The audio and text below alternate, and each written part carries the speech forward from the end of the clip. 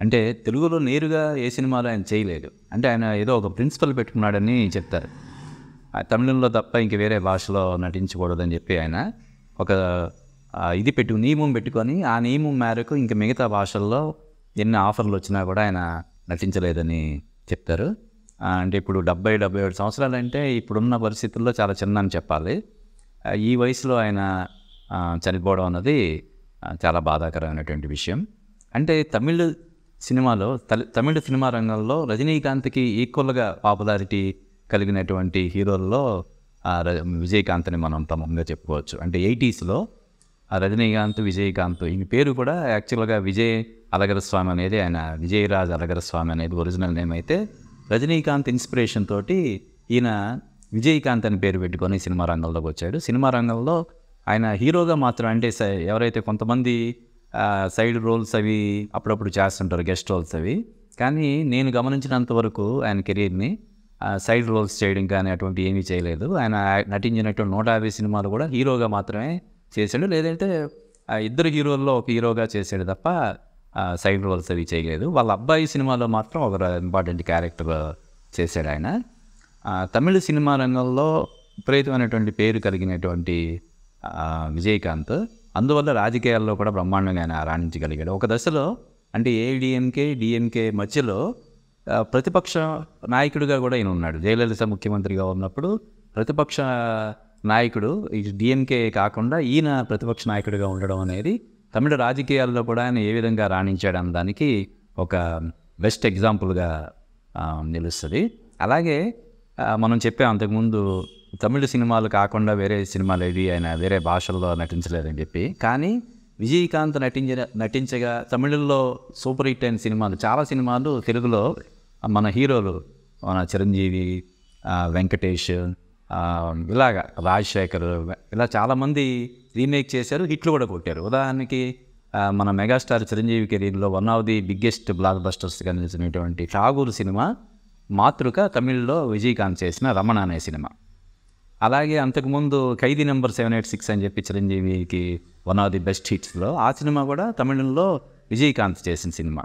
అలాగే దేవాంతకుడు సినిమా కూడా ముందు తమిళంలో ఇప్పుడు మన విజయ్ తమిళ్లో ఇప్పుడు సూపర్ స్టార్గా ఉన్నటువంటి విజయ్ వాళ్ళ ఫాదర్ ఎస్ఏ చంద్రశేఖర్ అని చెప్పి ఆయన డైరెక్షన్లో చేసిన సినిమా దేవాంతకుడు. వీటన్నిటికంటే ముందు చట్టానికి కళ్ళు లేవు, అక్కడ తమిళంలో విజయకాంత్, ఇక్కడ తెలుగులో చిరంజీవి చేశారు. ఇదే సినిమా హిందీలో అంతా కానూన్ పేరుతో రిలీజ్ అయింది, అది కూడా చాలా పెద్ద హిట్ అయింది. ఏ విధంగా తెలుగు ప్రేక్షకులకు కూడా సుపరిచితులైనటువంటి హీరో విజయకాంత్. అంటే హీరోగా మాత్రమే కాకుండా ఇందాక మనం చెప్పుకున్నట్టు రాజకీయాల్లో కూడా ఆయన బాగా రాణించాడు. 2 సార్లు శాసనసభ్యుడిగా ఉన్నారు, ప్రతిపక్ష నాయకుడిగా పనిచేశాడు.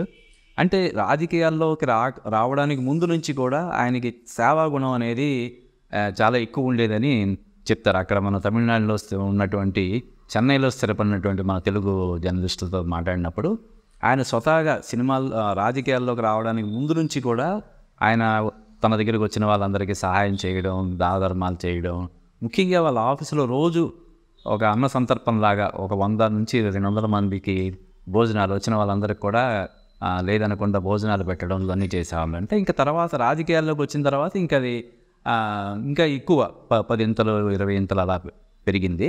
ముందు నుంచి కూడా ఆయనకి సేవాగుణం అనేది ఉంది. అలాగే అందులో భాగంగానే ఆయన ఉచిత వైద్య సేవలు కూడా మన సినిమా రంగంలో ఉన్న పేద కళాకారులందరికీ కూడా చేసి పెట్టేవాడంట. సో అందులో నుంచి ఆయన తర్వాత రాజకీయాల్లోకి రావడం, ఎమ్మెల్యేగా ఎన్నిక కావడం, ప్రతిపక్ష నాయకుడిగా కూడా సమర్థవంతమైనటువంటి పాత్ర పోషించడం ఇవన్నీ చేశారు. ఆయన ఎట్ ది ఏజ్ ఆఫ్ 71 దూరం అవ్వడం అన్నది అంటే కనీసం ఇంకొప్పుడు రజనీకాంత్ కంటే కూడా కొంచెం చిన్న ఒక 2-3 ఏళ్ళు చిన్న అయినటువంటి విజయకాంత్ 71 సంవత్సరాలకే ఆయన కాలం చేయడం, అది కూడా కొంచెం అంటే అన్ని ప్లస్లు ఉన్న ఈ విజయకాంత్కి నేను గమనించినంత వరకు, నేను కొంచెం స్టడీ చేసినంత వరకు కొంచెం ఆయనకి ఈ మద్యపాన అలవాటు ఉండడం వల్ల ఆయన ఆరోగ్యాన్ని కొంచెం అలక్ష్యం చేయడం జరిగిందని చెప్పి కొంతమంది సీనియర్ జర్నలిస్టులు చెప్పారు నాకు, మన చెన్నైలో స్థిరపడిన వాళ్ళు. అదొక్కటి తప్ప మిగతావన్నీ కూడా ఆయనకి ప్లస్ పాయింట్లే. అలా అని ఇప్పుడు మద్యపానం వల్ల తన ఆరోగ్యాన్ని ఆయన పాడు చేసుకున్నాడు, కానీ తన కుటుంబానికి ఏ విధమైనటువంటి ఇబ్బందులు లేకుండానే ఆయన అన్ని జాగ్రత్తలు తీసుకున్నాడు. అక్కడ తమిళనాడులో చాలా మంచి కాలేజీలు ఆయన నిర్వహిస్తున్నాడని చెప్పి కూడా మనకి తెలిసింది. అలాగే ఆయన రాజకీయ జీవితంలో కానీ, సినిమా జీవితంలో కానీ ఆయన జీవిత భాగస్వామి ప్రేమలత చాలా కీలక పాత్ర పోషించేవారని చెప్తారు. ఇప్పుడు ఈ విజయకాంత్ హెల్త్ బులెటిన్స్ కూడా ఆమె రిలీజ్ చేశారు. మా కెప్టెన్ బాగున్నారు, మీరేం కంగారు పడకండి అని చెప్పి ఆమె బులెటిన్ రిలీజ్ చేయడం మనం చూసాము. అంటే ఆయన కెప్టెన్ ప్రభాకర్ సినిమా మన తెలుగులో కూడా దాదాపు 100 రోజులు ఆడిన సినిమా అది. ఆ కెప్టెన్ ప్రభాకర్ సినిమా దగ్గర నుంచి ఆయన్ని కెప్టెన్ విజయకాంత్ అంటాం మొదలుపెట్టారు. కెప్టెన్ అనేది ఆయనకు ఒక బిరుదులాగా మారిపోయింది. అలాగే తెలుగులో కెప్టెన్ ప్రభాకర్తో పాటు ఇంకొన్ని సినిమాలు, సిటీ పోలీస్ అని, ఆయన ఎక్కువగా పోలీస్ క్యారెక్టర్లు లేదంటే మిలిటరీ ఆఫీసర్ క్యారెక్టర్లు, ఎలక్షన్ కమిషనర్, ఇటువంటి ఇంపార్టెంట్ క్యారెక్టర్స్ అవి చేసిన ఇది. అందువల్ల ఆయన్ని కెప్టెన్ ప్రభాకర్ అనే టైటిల్ కూడా ఆయన కరెక్ట్గా సరిపోయింది. ఇప్పుడు రాజకీయాల్లో కూడా ఆయన్ని కెప్టెన్ అని చెప్పి అనేవాళ్ళు. అటువంటిది ఆయన కొంచెం గత 2-3 ఏళ్ళుగా కొంచెం అనారోగ్యంతో బాధపడుతున్నారు అని మనకి తెలిసింది.